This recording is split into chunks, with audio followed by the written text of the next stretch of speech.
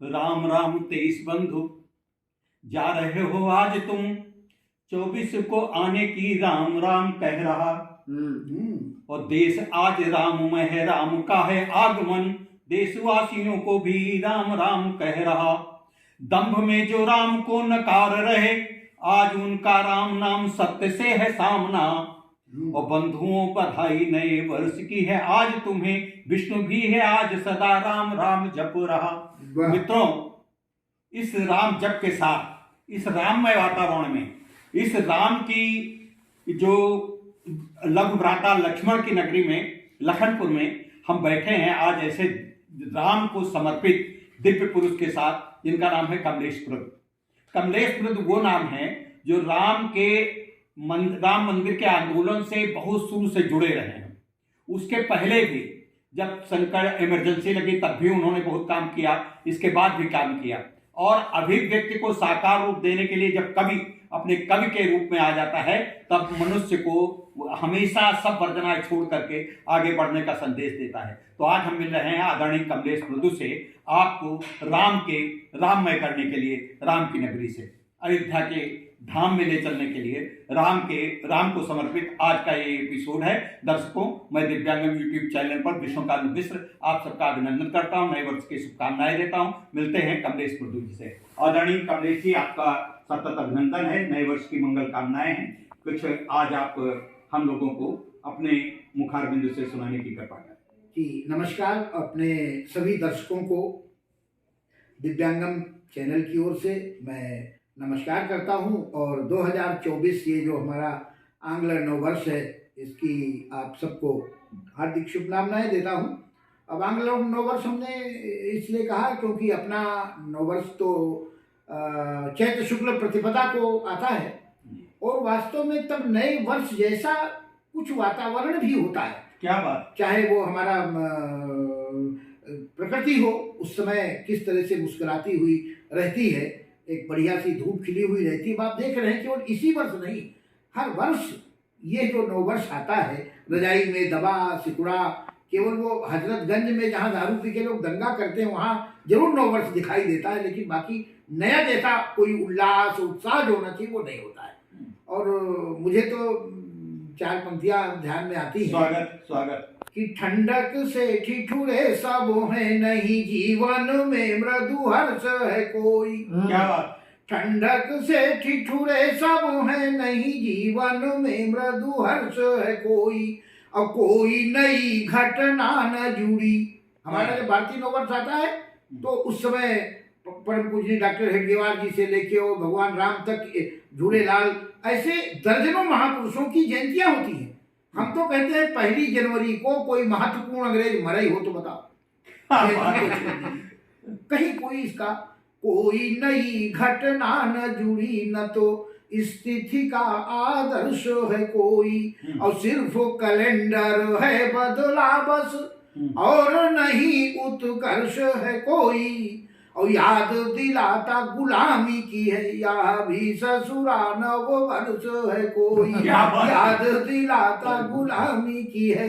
लेकिन कुछ भी हो, आखिर बधाई देने में, शुभकामनाएं अर्पित करने में जो भी बहाना मिल जाए तो वो देना चाहिए। किसी की के लिए अगर हम मंगल कामना करते हैं तो उसके लिए कोई प्रतीक्षा की आवश्यकता नहीं है। जब चैत्र शुक्ल प्रतिपदा आएगी तो हम फिर से आपको नववर्ष की बधाइयां देंगे अपने नववर्ष पर। लेकिन आज के इस अवसर पर भी, इस जो नया आने वाला 2024 है, उस पर भी आप सबको हम मंगल कामनाएं समर्पित करते हुए 4 पंक्तियां निवेदित करते हैं जी।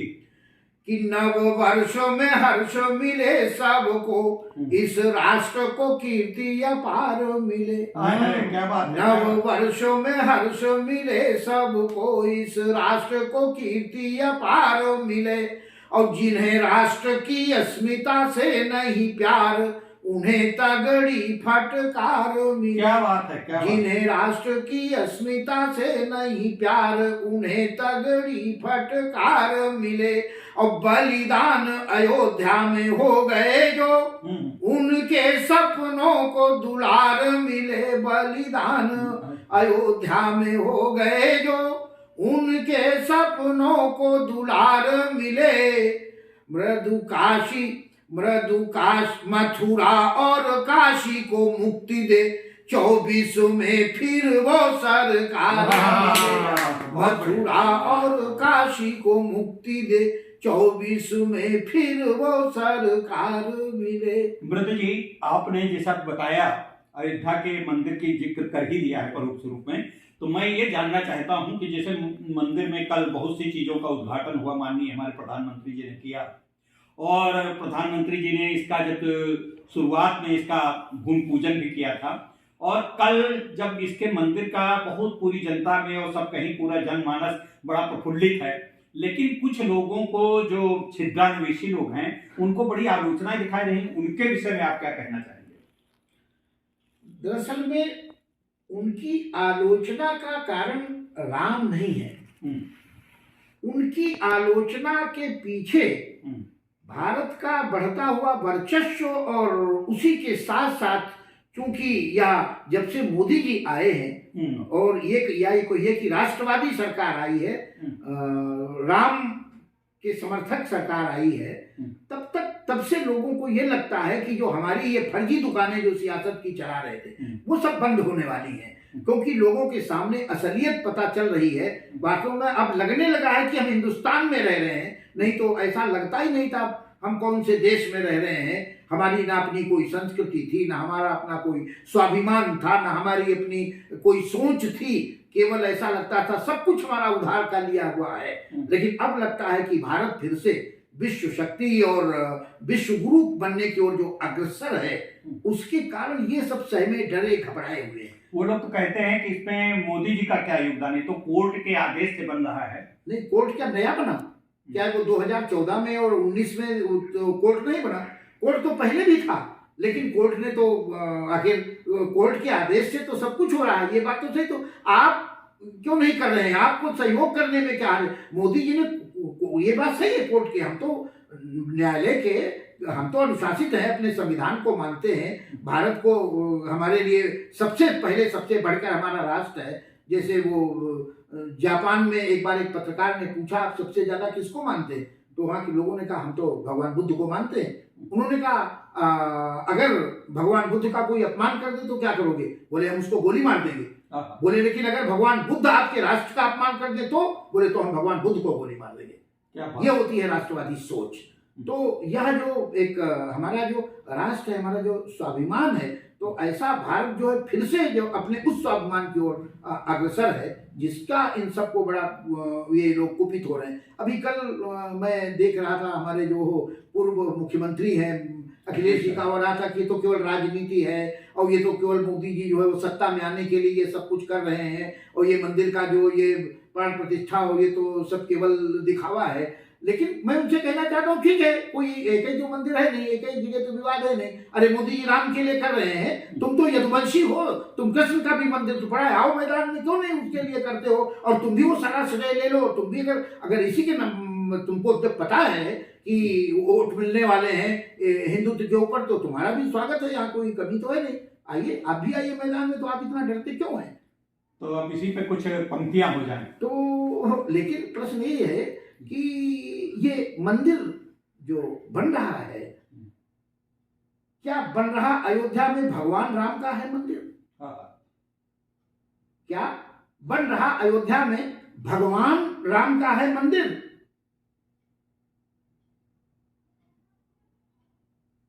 क्या बन रहा अयोध्या में भगवान राम का है मंदिर? वो है असीम, जो है असीम कण कण में समाया, उस अनाम का है मंदिर।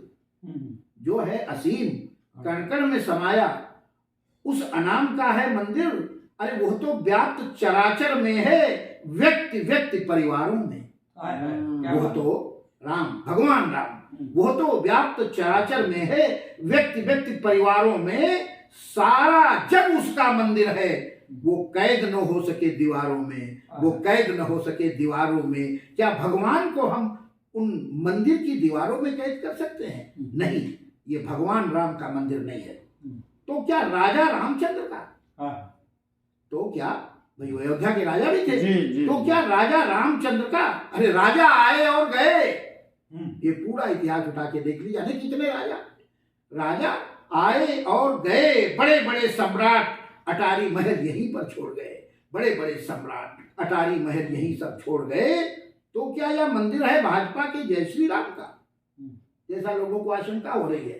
तो क्या ये मंदिर है भाजपा के जय श्री राम का? ऐसा जो सोचता है उसका चिंतन किसी गुलाम का, ऐसा जो सोचता है उसका चिंतन किसी गुलाम का। इस मंदिर के लिए प्रतीक्षा की है 500 सालों में, 496 वर्ष हो गए संघर्ष करते हुए। एक बार हमसे एक मंच पे ऐसे किसी ने पूछ दिया कि बताइए ऐसी आस्था का क्या लाभ, आप उस राम के प्रति इतने आस्था रखते हैं जो अपना मंदिर नहीं बचा सका और आक्रमणकारी आकर के वो तोड़ गया, ऐसी आस्था का क्या मतलब है? तो हमने कहा मित्र ये देख रहे हो ऐसी आस्था कि वो मंदिर तोड़ गया, वो नहीं बचा सके, लेकिन ये हमारी आस्था ही है। जैसे तमाम संस्कृतियां नष्ट हो गई, यूनान मिस्र रोमा सब मिट गए, जहां से कुछ बात है कि हस्ती मिटती नहीं हमारी, ये जो हमारी हस्ती है ये हमारी आस्था के कारण है। और 496 वर्ष कभी हम चैन से नहीं बैठे, हमारी आस्था ही है कि वो तोड़ करके कब गया था और आज फिर से वो मंदिर का जो भव्य निर्माण हम देख रहे हैं, ये हमारी आस्था की विजय, ये होती है आस्था। तो बड़े बड़े तो क्या वो मंदिर है भाजपा के जय श्री राम का? ऐसा जो सोचते हैं उसका चिंतन किसी गुलाम का। इस मंदिर के लिए प्रतीक्षा की है 500 सालों ने। अरे तब भाजपा कहाँ थी, लड़ी लड़ाई थी मतवालों ने। क्या बात, भाजपा कहाँ थी, लड़ी लड़ाई थी मतवालों ने। एक नहीं दो नहीं 76 बार ही लड़ी लड़ाई है, एक दो नहीं लड़ी 76 बार ही लड़ी लड़ाई है। लाखों राम भक्तों ने इसकी खातिर जान गंवाई है, लाखों राम भक्तों ने इसकी खातिर जान गंवाई है। और गैर राजनीतिक लोग करोड़ों इसे मानते अपना है, केवल वो भाजपा के लोग नहीं, लाखों गैर राजनीतिक लोग करोड़ों इसे मानते अपना है। भारत नहीं विश्व भर के हिंदुओं का यह मृदु सपना है, भारत नहीं विश्व भर के हिंदुओं का यह मृदु सपना है, भारत नहीं विश्व भर के हिंदुओं का ये मृदु सपना है। तो फिर मंदिर है क्या? तो फिर यह मंदिर बन किसका रहा? विषय ये ज्ञान का है। तो फिर ये मंदिर बन किसका रहा? विषय यह ज्ञान का है। यह मंदिर हिंदुओं की गौरव गरिमा स्वाभिमान का है, यह मंदिर हिंदुओं की गौरव गरिमा स्वाभिमान का है। बेरहमी से कुचल के आतताइयों ने था जिसको, बेरहमी से कुचला क्रूर आतताइयों ने था जिसको, बेरहमी से कुचला क्रूर आतताइयों ने था जिसको। हिंदू की अस्मिता का मंदिर हिंदू आत्मसम्मान का है, हिंदू की अस्मिता का मंदिर हिंदू आत्मसम्मान का है, हिंदू की अस्मिता का मंदिर हिंदू आत्म। अच्छा मृदु जी, जैसे कि बहुत से हमारे मुस्लिम, अभी एक मुस्लिम महिला भी आ रही महाराष्ट्र से, पैदल चल के आ रही, उसकी भी तो आस्था है। ये केवल हिंदुओं तक के मंदिर को हम सीमित न रखें। अगर हम देखें कि जो भी सनातन, जो पूर्व सनातनी थे, वो भी हिंदुओं के मंदिर के लिए समर्पित रहे। बहुत सारे मुस्लिम, हमने आज पता चला कि काबुल से एक मुस्लिम परिवार का व्यक्ति जो कहीं भाग गया था, वो आज मंदिर के लिए, मुस्लिम परिवार हैं, वो बाहर से आकर के अपने पूरे 4-5 लोगों के साथ आ रहे हैं मंदिर में उसके अपने अकीदत देने के लिए। तो इसको हम ये कैसे कह सकते हैं कि केवल एक वर्ग का है, ये समग्र का है, हमारे पूरे भारत की राष्ट्रीयता का है। इस विषय में आपका क्या ख्याल है? देखिए, राष्ट्रीयता की दृष्टि से यहाँ केवल और केवल दो ही प्रकार के लोग हैं। एक जो पहले भी हिंदू थे और आज भी हिंदू हैं, और एक पहले हिंदू थे लेकिन किसी कारण से आज नहीं है, लेकिन राष्ट्रीय दृष्टि से वो हिंदू ही है। तो हिंदू हमारा राष्ट्रीयता का बोध कराता है, जो भारत को अपना मानता है, भारतीय संस्कृति को अपनाता है, भारत के महापुरुषों से अपना नाता जोड़ करके रखता है, भारत के जो मानबिंदु हैं उसके प्रति जिसकी श्रद्धा है, वो सब प्रकारांतर से हिंदू ही, राष्ट्रीय रूप में वो हिंदू ही है। वो ठीक है, वो इस्लामिक हिंदू है, 33 करोड़ देवताओं के उपासक हैं, बैर नहीं किंचित मोहम्मद कुरान से, और देश और संस्कृत से जिनको पवित्र प्यार, ऐसे सब बंधुगण प्यारे हमें प्राण से। हिंद नीच बाबर और औरंगजेब को जो मानते हैं बाप चले जाएं हिंदुस्तान से, और भारत में रहना अगर है तो स्वागत है। बनकर रहिए रहीम रस खान से, बनकर रहिए रहीम रस खान से। रहीम है, रसखान है, एपीजे अब्दुल कलाम है, अरे ऐसे लोग हैं, ये सब हमारे अपने ही है। तब 4 पंक्ति आपके बीच में और रखता हूँ क्या ये मंदिर विशेष क्यों? स्वागत। कि 492 वर्षों के रोषो आक्रोशों का ये परितोष है मंदिर। 492 वर्षों के रोषो आक्रोशों का ये परितोष है मंदिर। और 1276 मंदिर के लिए युद्ध हुए वही जोश है मंदिर। 1276 मंदिर के लिए युद्ध हुए वही जोश है मंदिर। और बाबर से मृदु नाता जो जोड़ते, हम तो नहीं जोड़ते, हमारी तो संस्कृति सर्वे भवन्तु सुखिनः सर्वे सन्तु निरामयाः है। आप उपासना चाहे जिसकी करते हो, आप पूजा चाहे जिसकी करते हो, पहनावा चाहे जैसा पहनते हो, आप मंदिर में जाते हो, मस्जिद में जाते हो, चर्च में जाते हैं, लेकिन अगर आपकी निष्ठा हमारे देश के महापुरुषों के प्रति, हमारे देश के जो है मान बिंदुओं के प्रति है, तो आप हमारे अपने हैं। आप गैरों के साथ नाता क्यों जोड़ते हैं? हमारे पूजनीय सर संचालक जी ने भी कह दिया, हमारा आपका डीएनए एक है, हमारे आपके पुरखे एक हैं, हमारे आपके महापुरुष एक हैं, हमारा आपका रक्त संबंध है।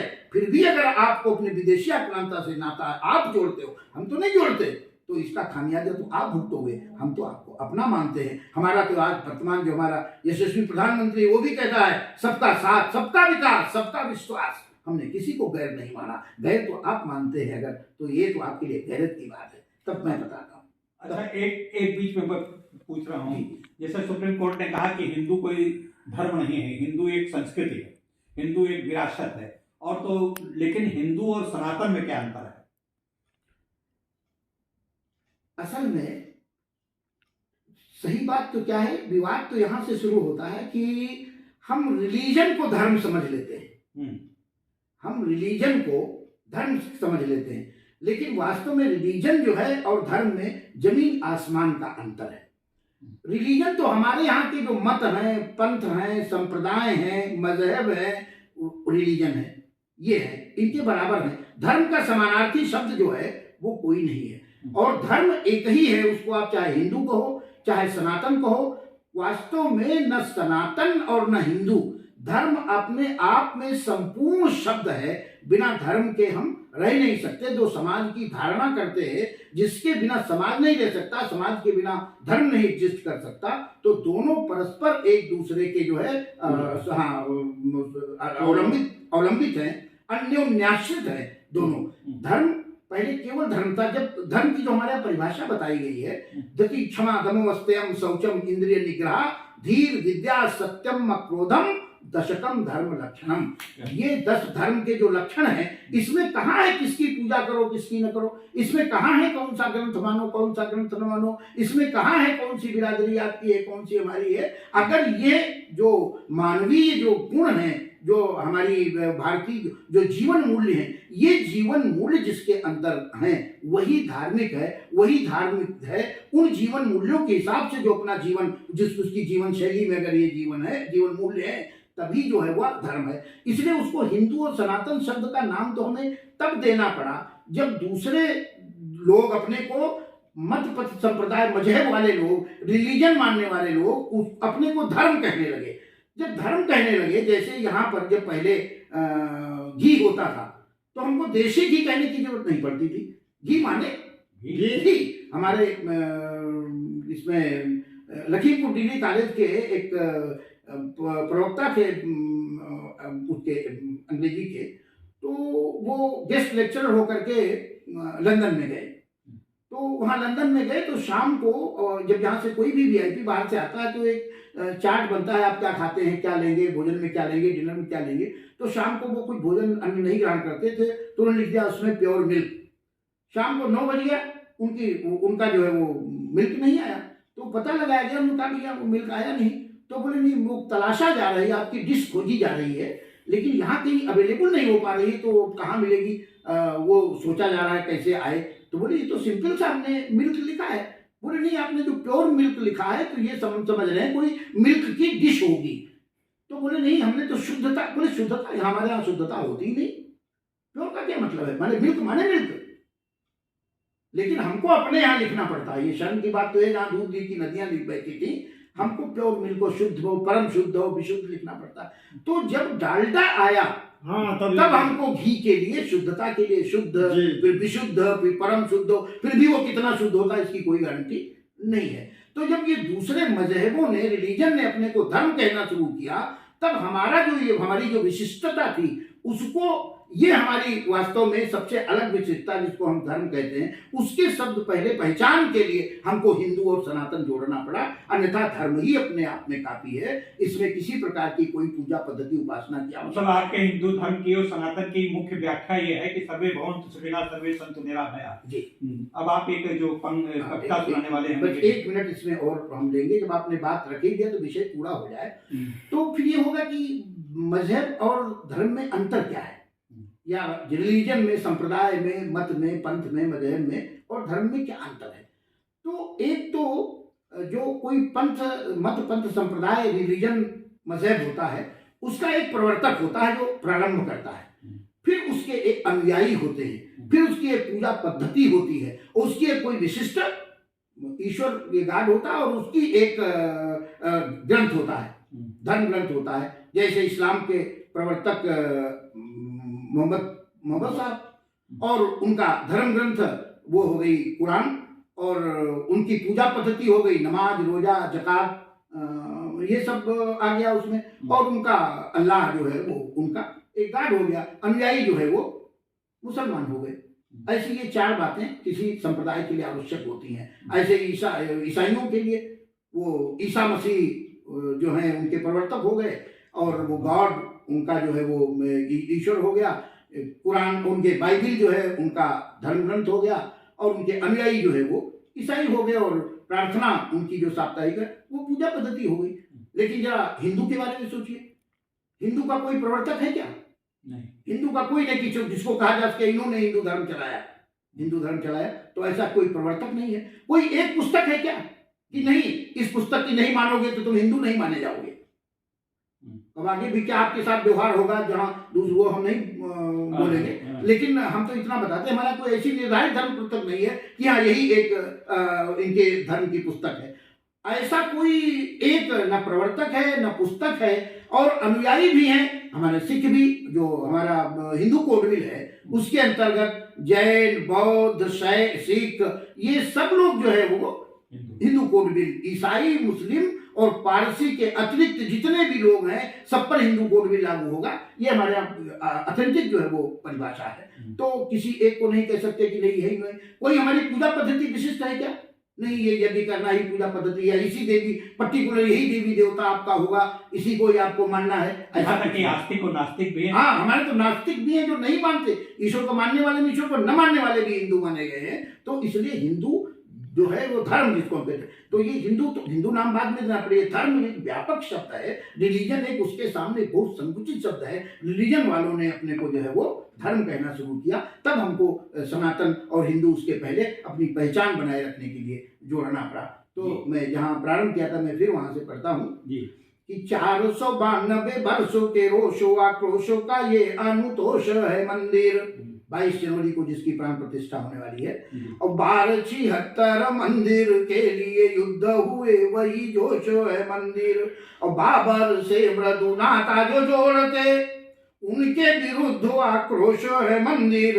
और लेसर यूजल हाथ में की थी प्रतिज्ञा, वही उद्घोष है मंदिर। लेसर यूजल हाथ में की थी प्रतिज्ञा, वही उद्घोष है मंदिर। और हमारे यशस्वी प्रधानमंत्री जी ने जब भूमि पूजन किया, तो ये भूमि पूजन क्या है? ये केवल एक उपासना स्थल का भूमि पूजन नहीं है। ये राणा का भाला, शिवा की भवानी, गुरु गोविंद सिंह की कृपाण का पूजन। राणा का भाला, शिवा की भवानी, गुरु गोविंद सिंह की कृपाण का पूजन। और बंधु कोठारी समेत समर्पित भक्तों के है बलिदान का पूजन। और 1200 साल से रौंदे गए मृदु हिंदुओं के स्वाभिमान का पूजन। और मंदिर तो है प्रतीक ये नूतन भारत के निर्माण का पूजन। मंदिर तो है प्रतीक ये नूतन भारत के निर्माण का पूजन। और यह 370 ना हटती। ये जब मंदिर बन रहा था तो हमारे आपके समक्ष भी कुछ लोग गए होंगे श्रद्धा निधि मांगने के लिए, हमने दिया भी होगा बड़ी श्रद्धा पूर्वक अपनी यथाशक्ति। लेकिन इस मुगालते में मत रहना, ये मंदिर कोई आपके नोट से बनने जा रहा है। ये नोट से बनना होता तो जाने कब का बन गया होता। ये आपके नोट से नहीं, ये 14-19 में जो आपका संगठित वोट आया था उसके कारण ये बनने जा रहा है। और फिर आपकी परीक्षा की घड़ी आ रही है, तब 4 पंक्तियां पढ़ता हूं कि यह 370 ना हटती, बटती यह कौम कहीं जो धरे में। और कुछ लोग अभी हमें बांट रहे, अनुसूचित यो अगड़े पिछड़े में। कुछ लोग अभी हमें बांट रहे, अनुसूचित यो अगड़े पिछड़े में। और 14-19 में बट जाते तो होती अयोध्या अभी झगड़े में। 14-19 में बट जाते तो होती अयोध्या अभी झगड़े में। और एकता टूटे न ये अब भी, एकता टूटे न 24 में मथुरा और काशी पड़े लफड़े में। एकता टूटे न 24 में मथुरा और काशी पड़े लफड़े में। बहुत बहुत धन्यवाद मृदु जी। ये हम समस्त भारतवासियों का ये आवाज थी, यह अभिव्यक्ति थी। और इस अभिव्यक्ति में केवल मृदु जी के स्वर नहीं है, इस मृदु जी के स्वर में हम लोगों की धड़कनें हैं। इन धड़कनों को आपने देखा और सुना है। कृपा करके आप लोग अपने कमेंट लिखिएगा। मैं दिव्यांगम यूट्यूब चैनल से विष्णुकांत मिश्र फिर मिलूंगा अगली बार किसी नए व्यक्ति के साथ। नमस्कार।